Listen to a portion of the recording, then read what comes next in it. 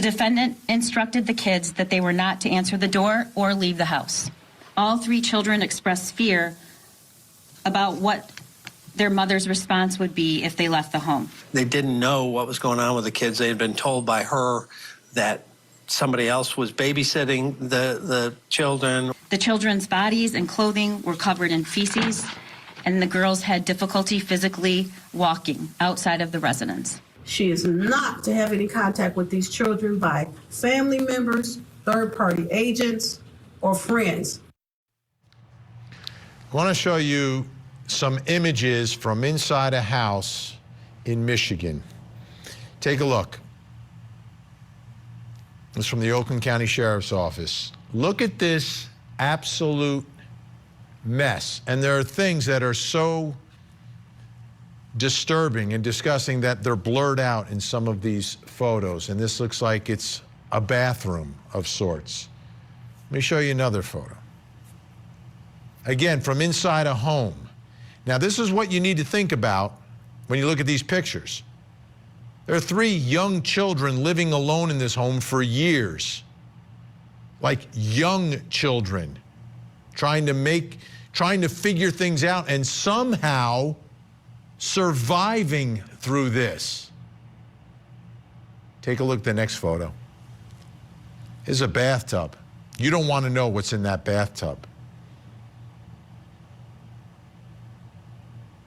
This is a story that will make you absolutely cry the more you learn about what happened here.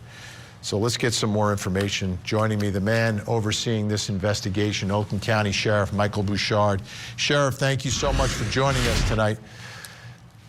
Am I correct that you have 3 young children over the course of years that are living alone in this home, never leaving the house?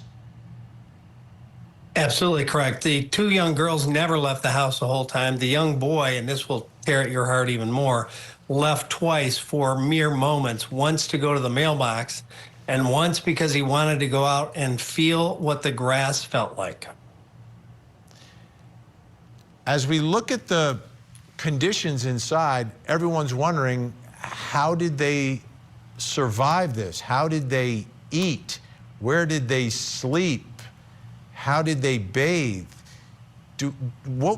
How would you describe what these children went through, and how many years are we talking about here? Yeah, so a lot of those things you talk about, how they bathed and how they did hygiene activities, the answer is sadly they didn't. Their toenails were so long when we recovered them that they had difficulty walking outside of the house. We don't believe any hygiene products had been dropped off to the house literally for years. The toilet and the bathtub were non-functional from trash and feces. And they didn't even know how to use hygiene products like a toothbrush. They had to be instructed when we had them at the hospital. So thank God kids are resilient when they're little and young, and they manage to survive. But it was only, I think, by the grace of God to get through this torturous kind of situation.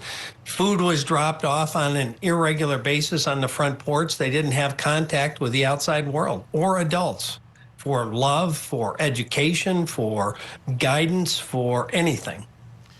Did they have any form of communication or insight into the outside world, like what was out there?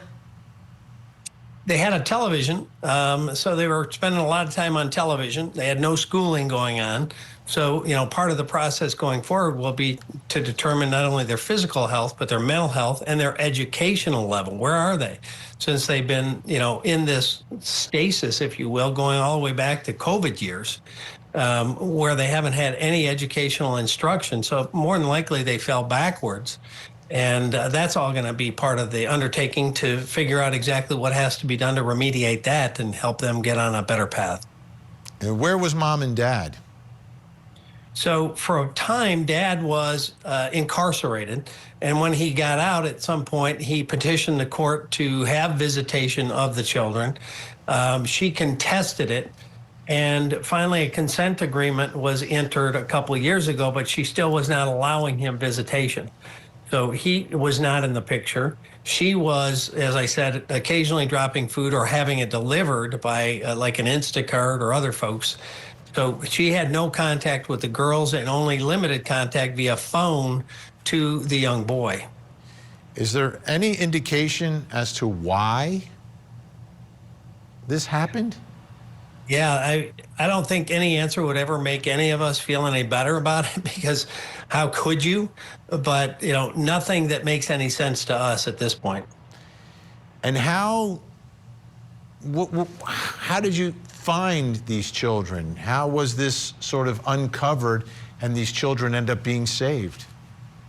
So originally we got a phone call from the landlord of this property who had said that he had not heard or had contact with the woman paying the rent, the suspect in this case, for some period of time. And in fact, she had not paid the rent going back to October. So he was concerned about her well-being. So we went to the home looking to check in on her and make sure she was okay.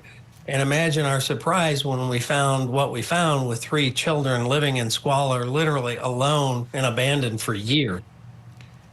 How were the children frightened? Yes, they were scared. They were hiding. 2 of them had locked themselves in a bathroom away from our deputies. And they were very scared. They had been scared and taught not to go outside and not to talk to anyone else. And there's a lot of people watching at home right now, and their hearts are broken. They want to help. Is there a way people can reach out and help these children? Yeah, so we have collected all the clothing, if you will, and things on those kind of initial levels that we needed, and we've pivoted to collecting donations. And that is on our social media, Facebook and Instagram, Oakland County Sheriff, that's Oakland County Sheriff, Michigan. So on our webpage, we have a link. 100% of that money that we collect will go to these kids, and to take an extra step to further protect the kids from anyone siphoning any of that off for any reason. We've got an attorney who agreed for pro bono to set up a trust fund to make sure that the money goes directly for the kids' physical health, mental health, and if there's money left over, educational health going forward. The other big question a lot of folks ask, which I'm sure your viewers are, how did they fall through so many cracks, not only with the community and relatives, but schools? And so when I dug a little deeper, I found the school code in our state is silent on student transfers. When one school district requests transcripts of a student, which happened in this case, both from one school in the city to another, neither confirmed that they were actually attending, and so they were dropped from both roles. They were never had any written confirmation that, okay, we have them. And so I am proposing and asking the legislature to create language that says before a student is dropped from the rolls, you have to have written confirmation from an official at another school they have them, they are enrolled there, or they're in a different setting, could be homeschooling or whatever the case may be, but written confirmation. Otherwise, it triggers an investigation. Absolutely. Sheriff Michael Bouchard out in Oakland County, Michigan, thank you so much. We appreciate your time and great work. And folks, go on Facebook and in the Instagram site, Oakland County, Michigan Sheriff's Office. Help those kids out. All right, let's bring back in our think tank. Still with us, Eklund Mercy, Kirk Nurmi, Nima Rahmani. Nima, this is, it's inexplicable, but it happened. It happened. And I don't know how it happened. And you think about the whole system here, right? You have a father, okay, he was in jail, but he got out for whatever he did and wanted to see his kids. And somehow, some way, was denied that ability. That would have stopped this a while ago. Thank goodness the landlord complained. Or the landlord had a big heart and was worried about his tenant. Well, or he was worried that his tenant wasn't paying rent since October. Imagine if she had been paying her rent, Vinny. We'd still probably have these kids in there. I mean, I don't understand how this happens. I mean, the sheriff talked about the school, right? I mean, no one knows where these kids are. Dad, either in dependency court or family court, can't have any custody. What about the family members? Reportedly, Kelli Bryant's mom was taking care of these kids, but grandma hasn't seen her grandchildren in years. I don't know how this possibly could have happened. This is such a failure on so many levels that the landlord has to be. What about the mail? No one's check in the mail. The post office doesn't know for years that no one is getting mail at this house. I mean, Vinny, I'm at a loss, and I've seen a lot, and we all have on the think tank. We've been doing this for decades. I've never seen a case This is bad. like this. I don't understand that. Eklund. It just seems like spite. I think the mom just had a whole level of spite. The idea that we have court paperwork in which the dad petitioned, mom won, and this is what mom did with the win boggles me. The idea that there's possibly child support payments that went to that house and not one person let's do a hearing to check up on the kids to see where they're at. It's Yeah. I'm speechless. Yep. You know what? It takes a lot for Eklund to be speechless. Kirk, we have about 15 seconds left. I'll let you wrap this up for us. You know, it's both heartbreaking and anger-inducing, but kudos to Sheriff Bouchard and his department for stepping up and raising funds for these kids and thinking about their future, because this is really what matters here. The case is going to proceed. She's going to do serious prison time, but we're going to have 3 kids who need the community's help. And I'm grateful that Sheriff Bouchard is taking the time to do that. That's awesome. Kirk Nerman, Nima Rahmani, Eklund Mercy, thank you all so much. Great to see you.